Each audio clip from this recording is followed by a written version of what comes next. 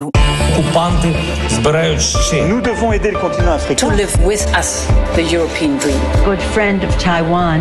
Europe 1, bonjour. Europe 1, il est 7h-5. L'heure de votre revue de presse internationale. Nous partons d'abord au Brésil. Bonjour Jean-Claude Gérez. Bonjour. De quoi parlent les journaux brésiliens, Jean-Claude ? Du nombre croissant de Brésiliens qui quittent leur emploi. Comme le rapporte le site G1, le ministère du Travail et de l'Emploi révèle que 7,3 millions de Brésiliens ont démissionné en 2023, soit le nombre le plus important de ces 20 dernières années et près du double comparé à 2019. Pour plusieurs experts cités par la Folha de São Paulo, ces démissions s'expliquent notamment par le contexte favorable de l'économie qui permet une plus grande mobilité professionnelle. Pour CNN Brésil, la recherche d'un meilleur équilibre entre vie personnelle et professionnelle post-pandémie est également un argument de taille, tout comme la volonté, en particulier chez les jeunes, de créer sa propre entreprise, indique le journal économique Valor.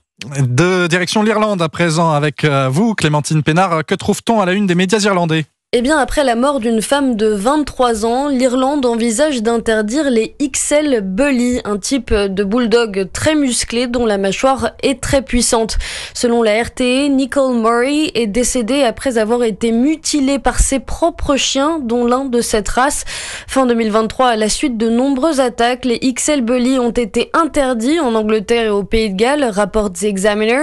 En Irlande, à ce jour, il y a seulement des restrictions sur 11 races de chiens différentes, en vertu desquelles ceux-ci doivent être muselés en public et tenus en laisse courte. Mais les XL Bully ne sont pas encore sur la liste, précise The Irish Times, en dépit donc de cette terrible attaque et de celle d'un petit garçon de 11 ans l'année dernière qu'il avait laissé défigurer. Et nous voici enfin en Algérie avec le correspondant d'Europe 1, Nour Cheï. Nour, on parle examen scolaire chez vous, mais sous quel angle ?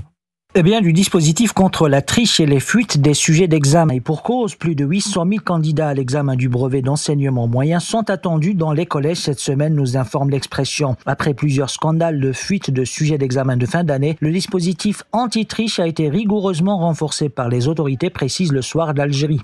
Il faudra s'attendre à des perturbations du réseau Internet entre 8h et 17h et ce partout sur le territoire national. C'est devenu maintenant une habitude. Les réseaux sociaux, outil principal des tricheurs, sont coupés durant les horaires des épreuves.